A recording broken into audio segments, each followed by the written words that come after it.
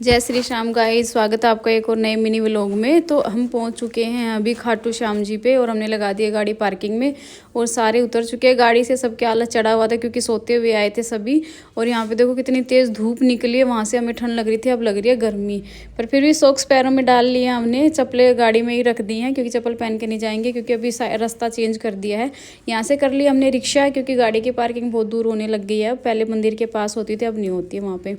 तो रिक्शा लेके हम पहुंच गए मंदिर के पास। 50 मीटर की दूरी पे रिक्शा उतार देता है सबको।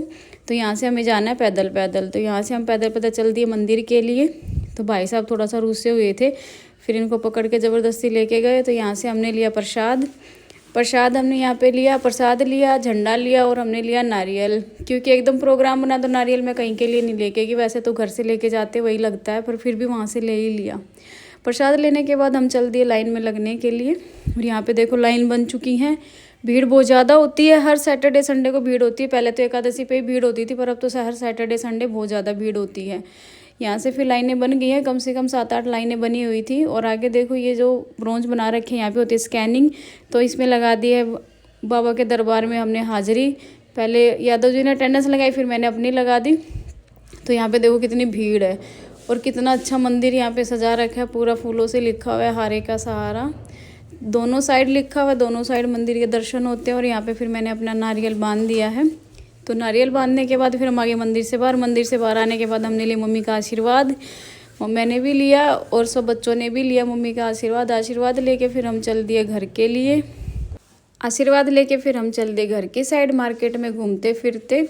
बच्चों को कुछ चीज़ें लेनी थी, बहुत सारी चीज़ें ये सालासर से भी ले आए थे। फिर यहाँ से हम रुके कचौरी खाने के लिए। हम खाते इसी एक ही दुकान पे कचौरी, क्योंकि ये बनाता है काजू किशमिश की कचौरियाँ, इसकी बहुत टेस्टी होती हैं, कढ़ी कचौरी। तो हमने मम्मी को बिठा दिया, बच्चों को बिठा दिया, क्योंकि बैठने का रास्ता नहीं था यहाँ पे, यही था। फिर हम लेके आए गर्मा गर्म कचौरियाँ। तो मैंने हनु को भी खिला दिया अपने हाथ से। खाना पीना खाने के बाद यहाँ से भर गया पेट। फिर उन्होंने बोला कि हम रोटी नहीं खाएंगे, यही काफ़ी है। फिर हम चले गए पार्किंग में गाड़ी में। फिर हम यहाँ से निकल रही है, अपनी गाड़ी में बैठ के हम निकल लिए घर के लिए। जैसे हम घर के लिए निकले हैं, यहाँ पे हमें जैसे 2-2.5 घंटे का रास्ता चलते ही दोपहर हो गई थी काफ़ी। तो उसके बाद फिर बच्चों को लगी यहाँ पे भूख। उससे पहले बच्चे कहने लगे मम्मी खाना खाना। तो यहाँ पे कुछ भी नहीं था आसपास में। ये देखिए है राजस्थान के रेत के, इनको टिब्बे बोलते हैं, कि रेत के टिब्बे। और यही राजस्थानी पहाड़ हैं। जैसे हमने क्रॉस किया फिर हमें एक अच्छा सा ढाबा दिखा, वहाँ पे खाना पूछा तो हमें अच्छा लगा खाना देखने में, हम यहीं रुक गए। यहाँ पे आया तो 1-1.5 घंटे में खाना बन के, तब तक हम घूम लिए ऐसे ही। तो बच्चों ने मस्त इन्जॉय किया अपना फूड और बिलिंग करा के, इनको जो भी अपने स्नैक्स लेने थे वो लेके बैठ गए गाड़ी में। गाड़ी में फिर 4 घंटे का रास्ता तय करके हमें हो गई थी तब तक रात, पूरी रात। रात को फिर हम पहुँचे 7:30